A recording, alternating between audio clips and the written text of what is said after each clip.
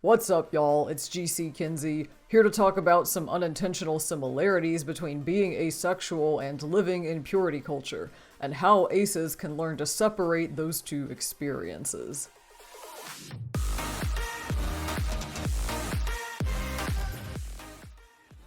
A little while back, I saw a tweet about asexuality labels that made my jaw drop because it put something into words that I had been struggling to articulate for years. It says, "The labels I came up with during the first 2 decades of my adulthood were very single and then very monogamous, which were nowhere near as useful. It felt like I was living a purity culture life despite not having those values at all. Demi/gray ace makes it make sense."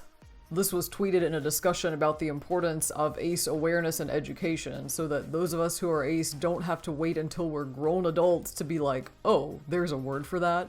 But what stood out to me the most about it was the sentence, "It felt like I was living a purity culture life despite not having those values at all." Because yes, big same.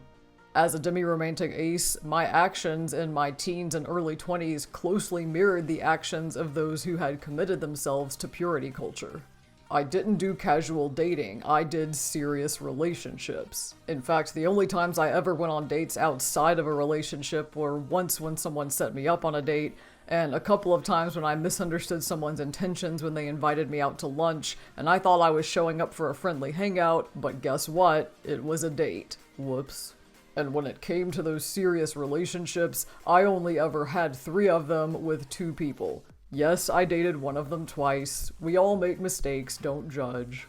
The first relationship lasted a year, the second relationship also lasted a year, and the third relationship, which was with the first person I dated, again, lasted 2 years. So these were all long-term commitments, and I wouldn't have gotten into them if I didn't think they would be. I dated with the intention of it lasting forever. Of course, because I've only had those 3 relationships lasting a combined total of 4 years, I've spent the majority of my life single. So the labels of very single and very monogamous from that tweet are extremely relatable. That's how I thought of myself too before I had the label of ace. But of course, the biggest thing that made it feel like I was living a purity culture life without having those values was sex. Because I didn't have sex. I didn't think that other people were wrong for having sex or that sex was immoral. And I wasn't religious, so I didn't have any fears about what might happen if I committed the terrible sin of having sex outside of marriage.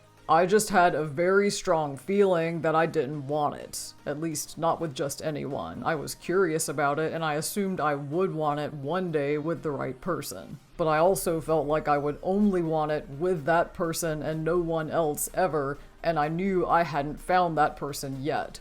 So I just didn't partake.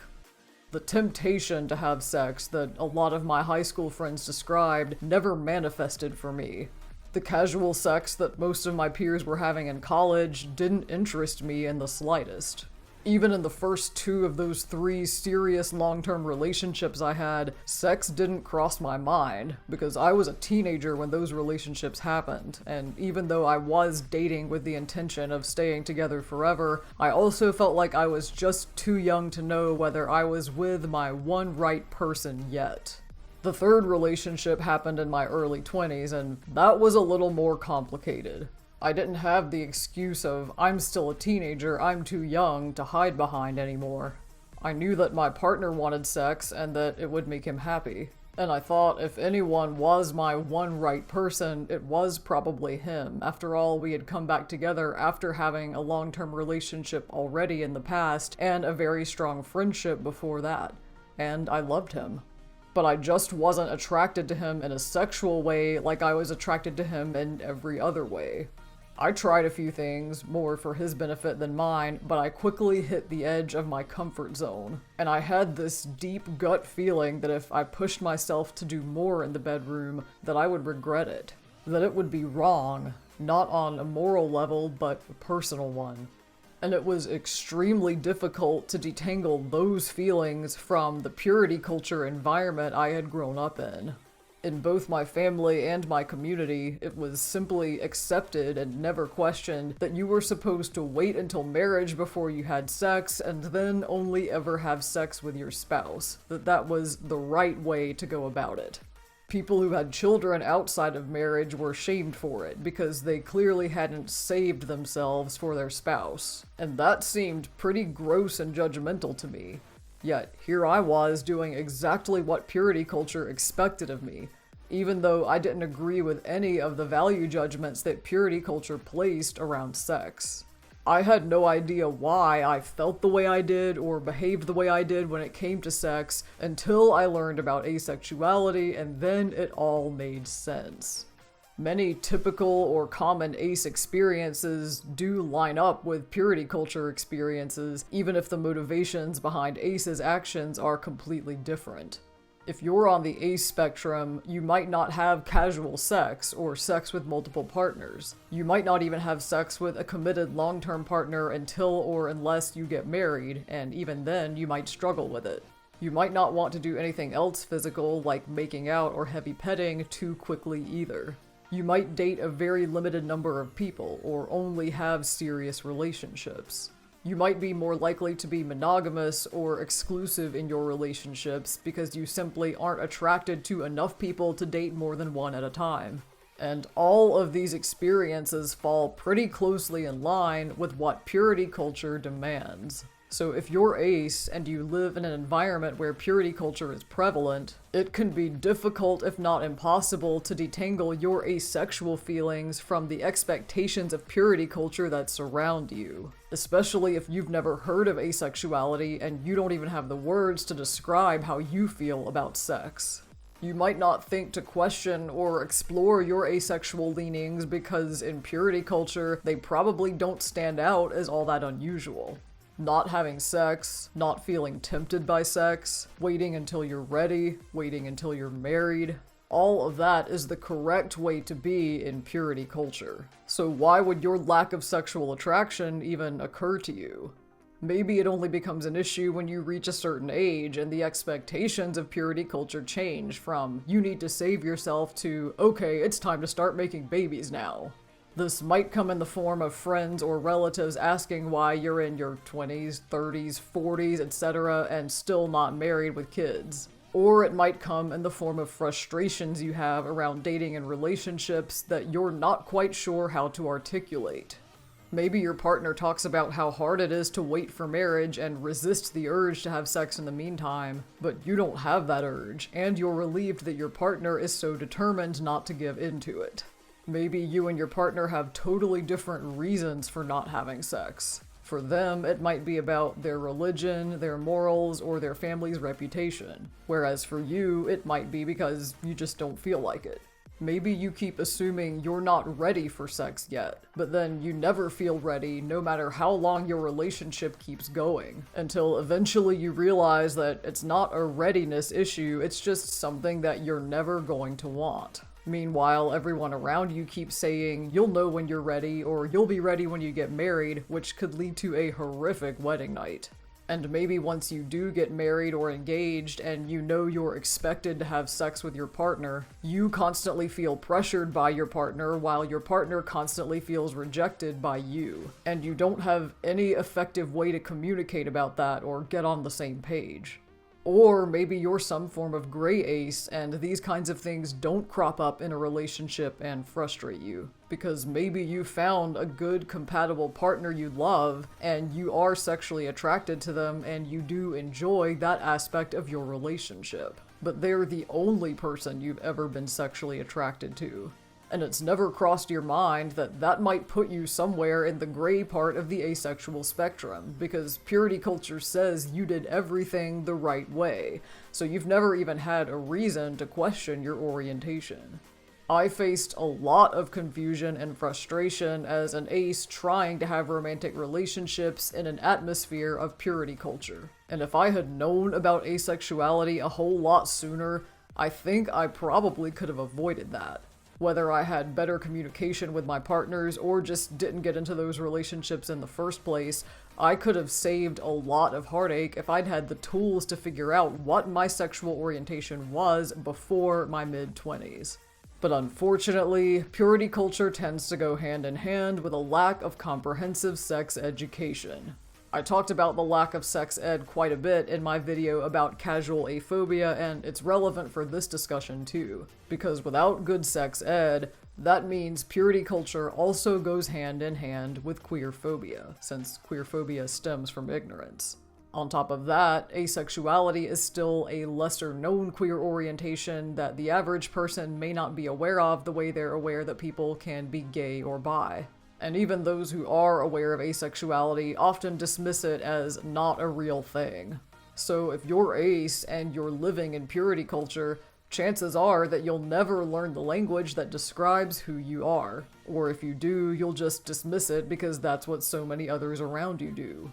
As if that's not bad enough, purity culture also tends to go hand in hand with consent issues. And marriage is one of the most obvious examples of where this manifests. You're expected to stay pure for your spouse, then you're expected to consummate the marriage and procreate with your spouse, regardless of how you personally feel about your spouse and having sex or children with them. In purity culture, a lot of people believe that marriage equals automatic consent to have sex with your spouse whenever you want. As such, marital rape is not considered to be a thing, which unfortunately means that no one does anything about it when it happens. And feeling like you can't say no just because you're married is awful. Imagine what kind of hell that must be for someone who doesn't even experience sexual attraction.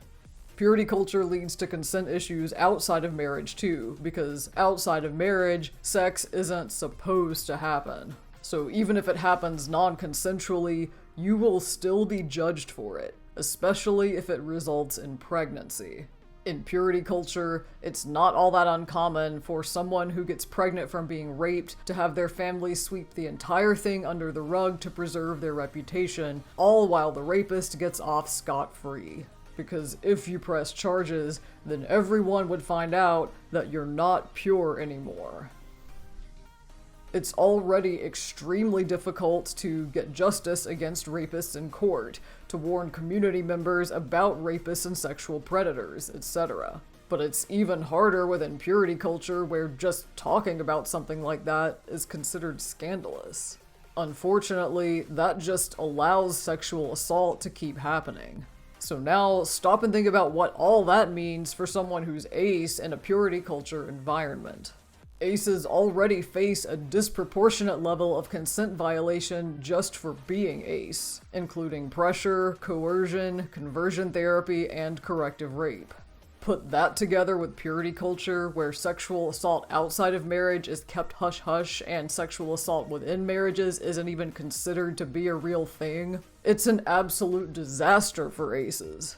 All of this goes to show why it's so important to have comprehensive sex education, so that people can understand things like sexual orientations and consent much better than they do now. More awareness about asexuality, not just the fact that it exists, but what it is and isn't, so that aces aren't left in the dark about who they are, and community, so that people with similar thoughts, feelings, and experiences can connect over them.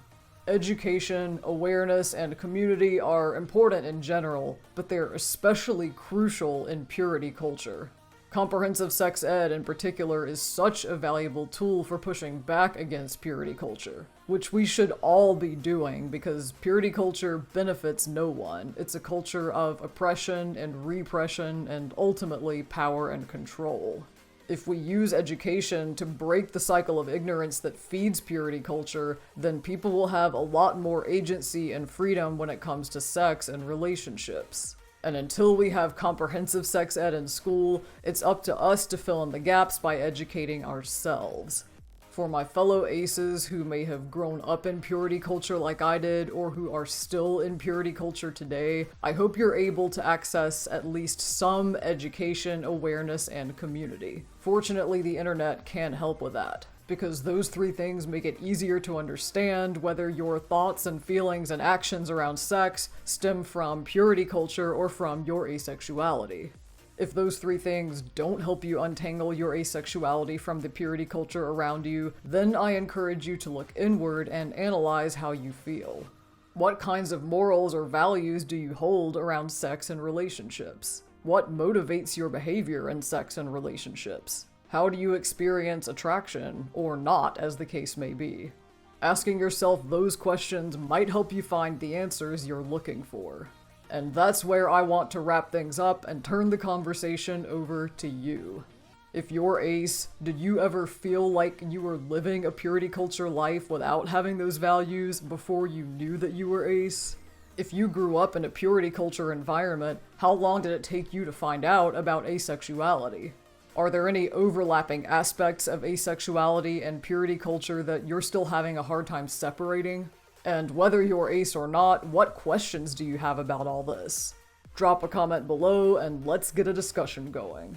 You can also reach out to me on other social media. I am GC Kinsey across all platforms. And while you're here, feel free to check out some of my other videos. I have more vlogs like this one about my experiences as a queer person, along with cosplay music videos, makeup tutorials, a bunch of cool resources for singers about voice changes on testosterone, and more right here on this channel. So make sure to like and subscribe so you don't miss anything new.